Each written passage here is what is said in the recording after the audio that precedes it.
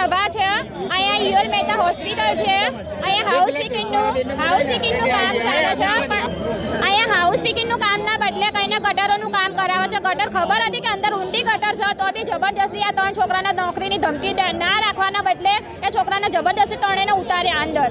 અને અમારા જે પિનાકી સર છે, જે સુપરવાઇઝર છે, એમનો કોઈ વાંક નથી. અમારા ઉપરથી ટોર્ચર કરે છે. જેવી શાહ, કુનાલ સર અને મિસ્ત્રી સાહેબ એ ત્રણેય અમને નોકરી પર ફૂલ દબાણ. હાઉસ પીકિંગ સર્વન્ટોને ફૂલ હેરાન, બહુ જ હેરાન કરે છે.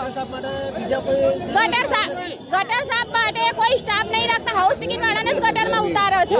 અને ગટરમાં મારા ઘરવાળા, એ તો કિસ્મત સારી કહેવાય કે મારા ઘરવાળા કાલ ઘરે હતા અને કાલ મારા ઘરવાળા બી આ હાલતમાં જ હોત.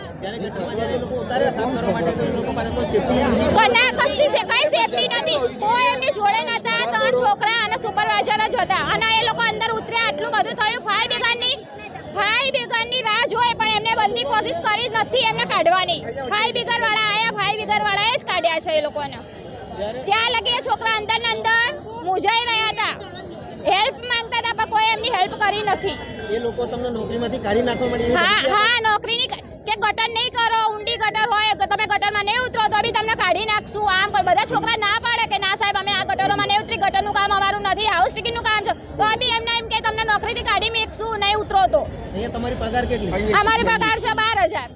12,000 ની અંદર તમારી જોડે બધું કામ કરે, એની અંદર તમારી જાનનું જોખમ બી આવી.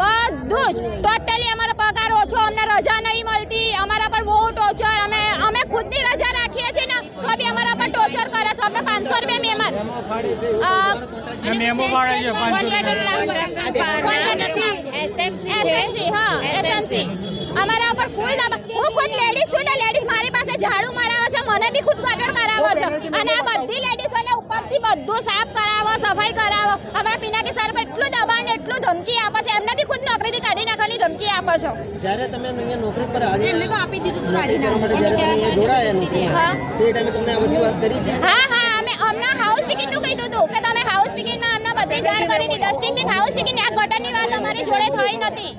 આ ગટરની વાત અમારી જોડે કોઈ કરી નથી. અને ગટર એમને ખબર હતી, એમને ખબર છે કે આ ગટર નાની છે, ઊંડી છે, તો બી છતાંય એમને કોઈ સેફટી પણ આપી નથી. કશી સેફટી આપી નથી. એમને પહેલા ચેક કરવું પડે કે ગટર ઊંડી છે કે નાની છે કે મોટી છે. એમને ડાયરેક્ટ છોકરાઓને અંદર ઉતારી દીધા. પેનલ્ટીમાં મેમો આપે છે. હા, મેમો બી આપે છે. આ પેનલ્ટી મેમો છે. અને લેડીઝોના તો એટલું દબાણ, એને તું તારીથી બોલાવે. લેડીઝોનું કોઈ માન, કોઈ ઇજ્જત નહીં. અહીંયા કપડાં ચેન્જ કરવા માટે બી કોઈ રૂમ નહીં. સીડીમાં કપડાં ચેન્જ કરવા પડે.